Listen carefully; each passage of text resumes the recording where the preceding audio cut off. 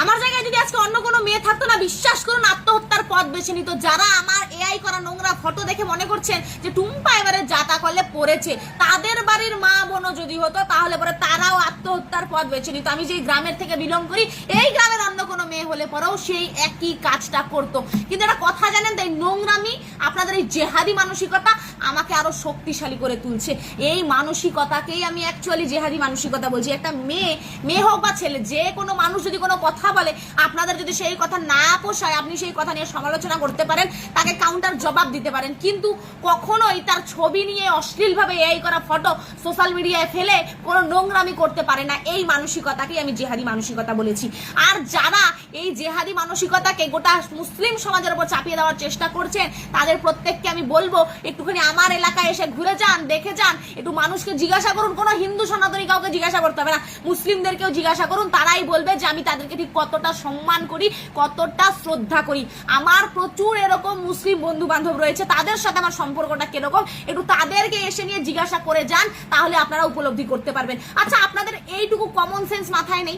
আমি যখন কলকাতা গেছিলাম, কলকাতা থেকে যখন বাই রোড বাড়ি ফিরছিলাম না, এরকম 5টা দোকানে ঢুকেছি, 5টার মধ্যে 4টাই এরকম বেরিয়েছে। আপনারা যুক্তি তুলেছিলেন যে অনেক সময় হয় ইন্টারনেট ব্যাংকিং জানে না অনেকে, পাশের বাড়ির লোকের অ্যাকাউন্ট নাকি দিয়ে রাখে, এটা টাকা।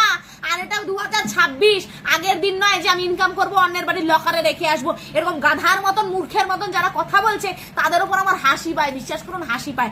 কাজেই আপনাদের এটা মনে হচ্ছে না যে অন্য ধর্মের ভগবানের ছবি লাগিয়ে নিয়ে আমাদের ধর্মের কেউ সেই ধর্মের মানুষগুলোকে ঠকাচ্ছে, এটা ঠিক না। এই মানসিকতাগুলোকে আমি জেহাদি বলেছি। আর যেই সমস্ত জেহাদিদের মনে হচ্ছে বাবা আমাদের তো জেহাদি বলে দিল, এখন না হয় গোটা মুসলিম সমাজের উপর এই জেহাদি শব্দটাকে, তকমাটাকে লাগিয়ে দিই। আমি আবারও ক্লিয়ার করে দিতে চাই, এই যে খৈনির প্যাকেটে ভগবানের নাম নিয়ে ভগবানকে অপমান করা হচ্ছিল, এদেরকে আমি জেহাদি মানসিকতা বলবো না। আপনাদের মনে হয়নি কখনো যে এরা আমার ধর্মের লোক হলে পরে অন্য ধর্মের ভগবানের বদনাম করছে? এদেরকে আগেই আটকানো দরকার। আপনাদের এই জিনিসটা কেন মনে হয় না? আর এই যে নোংরামি হচ্ছে ফটো নিয়ে, এত আপনারা সমতার কথা বলেন, এত কথা বলেন, আপনার বাড়িতেও তো মা বোন রয়েছে, আপনারা দুটো কথা তো কাউকে আমি বলতে শুনলাম না। স্পেশালি আমার যারা হিন্দু ধর্মের লোক রয়েছে, আমি আমার নিজের ধর্মের কথা বলি, আমার ধর্মের জন্য লড়াই করি, তাদের কখনো মনে হয় না সে আপনারা আমার যদি কোনো কথা অপছন্দ হয়ে থাকে, আপনারা আলোচনা করতে পারেন, তার কাউন্টার জবাব দিতে পারেন। আমার বহু ফটো এর আগে এই হয়েছে, অনেক কিছু হয়েছে, আমি কোনো দিনও কোনো প্রসঙ্গে মাথায় ঘামাইনি। এই সমস্ত দেখে আমি বিশ্বাস করুন নিজেকে আরো শক্তিশালী তৈরি করি, আরো শক্তিশালী ভাবে সমাজে নিজেকে প্রতিষ্ঠিত করার লক্ষ্যে ছুটি। কাজেই এই সমস্ত যত নোংরামি আপনারা করবেন, আমি ভেতর থেকে আরো তত বেশি শক্তিশালী হব। আজকে এই ভিডিওটা বানানোর একটাই কারণ, আমি জেহাদি মানসিকতা যাদেরকে বলেছিলাম সেই জেহাদিদের গায়ে লেগে গেছে, আর সেই জেহাদিরা চেষ্টা করছে সেই সম্পূর্ণ সিম্প্যাথিটা নিয়ে মুসলিম সমাজের ওপর চাপিয়ে দেওয়ার। মুসলিম সমাজের মানুষকে আমি তো আর অন্যান্য এলাকার লোককে চিনি না।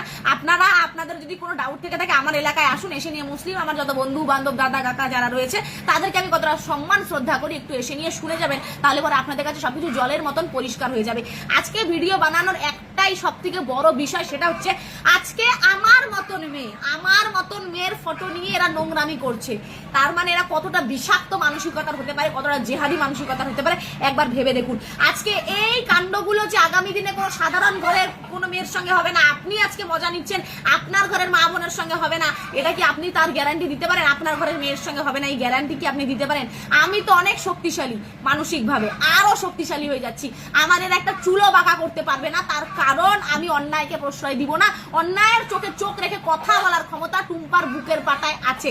আপনারা চিন্তা করুন, আপনাদের বাড়ির মা বোনের সঙ্গে এরকম নোংরামি হলে তখন আপনারা কি করবেন? আজকে ভিডিওটা বানানোর একটাই আমার উদ্দেশ্য, সেটা হচ্ছে এই মানসিকতাকে রুখতে হবে। যদি রুখতে